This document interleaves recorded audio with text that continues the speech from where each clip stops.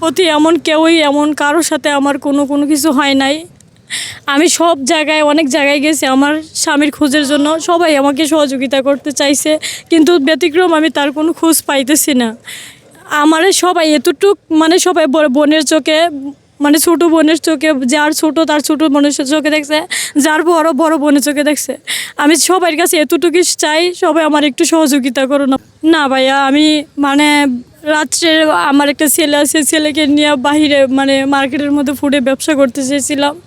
অনেক দিন করছে যাবৎ, মানে তখন কোনো মতে খাইতে পারছি, কিন্তু এখন করতেও পারতেছে না। আমার 3টা সন্তান নিয়ে আমি খুব বিপদে আছি, কিন্তু আমি সবার কাছে এতটুকু সহযোগিতা চাই। আমার সবাই একটু আমার সন্তানের দিক তাকাই, আমার একটু সহযোগিতা করেন। আপনারা সবাই আমার পাশে দাঁড়ান। কোথাও কোনো এসব হয়েছি না, আল্লাহর রহমতে। আপনারা সবাই আমার পাশে একটু দাঁড়াবেন, সৎভাবে সবাই আমার একটু সহযোগিতা করবেন। আচ্ছা, আপনার স্বামীর নাম কি? মাহবুব রহমান।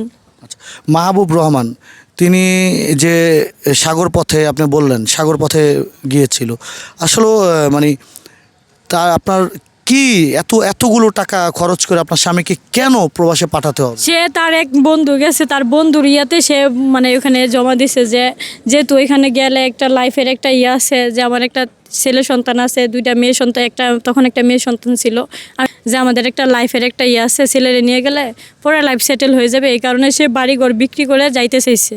আমার যা ছিল আর্থিক অবস্থা সব সে নিয়ে গেছে বিক্রি করে।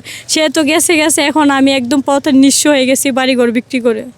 32 লক্ষ টাকা খরচ করে বাংলাদেশেও তো ভালো ভালো বিজনেস করতে পারতো না? যারা আপনার প্রবাসে থাকে তারা প্রবাসের প্রতি একটা অন্যরকম টান থাকে, সে চাইছে যে আমি প্রবাসে গিয়ে অন্য কিছু করব। এই যে 32 লক্ষ টাকা যে খরচ করে তিনি গিয়েছে, এখন তিনি এসে যে মানুষটা গিয়েছে সেই মানুষটা আজকে নিখোঁজ। এখন এই 32 লক্ষ টাকা এক্সাম্পল আমি ধরে নিচ্ছি, এক্সাম্পল 1.5 বছর হচ্ছে আপনার স্বামী নিখোঁজ প্রবাসে, তাই না? এই 32 লক্ষ টাকা যদি বেঁচে থাকতো, কয় বছর লাগতো এই টাকাগুলো তো মানে উঠাইতে? সেটা তো আমি বলতে পারি না। এখন আমি তো তার ইয়া ছিল যে আমি বাইরে গেলে, ওইখানে ওই রাষ্ট্রে গেলে মিনিমাম কাজ করলে 1-1.5 লাখ টাকা বেতন পায়, যে কোনো কাজ করলে 1-1.5 লাখ টাকা বেতন পায়। তো তার একটা ভবিষ্যতের চিন্তা ছিল, একটা ছেলে আছে, সে চিন্তা করে গেছে যে ওই বাইরে লাস্টে অনেক টাকা রান করলেও আমার ভবিষ্যতে আমার ছেলে মেয়ে আছে, আমি লাইফ সেটেল করে দিতে পারবো এখানে, এই চিন্তাধারা করে সে গেছে। যেমন আজকে আপনার স্বামীকে আপনি প্রবাসে পাঠাতে গিয়ে স্বামীকে হারিয়েছেন, হ্যাঁ, তো এই যে এই আপনার মতো অনেক নারী আছে, তাদের স্বামীকে তারা প্রবাসে পাঠাতে চায়, তো তাদের প্রসঙ্গে আপনি কি বলবেন? আমি চাই সবাইকে একদম সোজা পথে পাঠাক, যে দালাল চক্রে না পাঠাক, সরাসরি অফিস থেকে কোনো লোক থাকলে বাইরে এই লোকের মাধ্যমে পাঠাক। দালাল চক্রে গেলে আর নদীপথে যে কারণে না পাঠায়। আমার সন্তান যতটুক অসহায় হয়েছে দুনিয়ার মধ্যে, সব কিছু থেকে এখন এতিম হয়ে গেছে। আমার সন্তান এখন এখন বাফারা।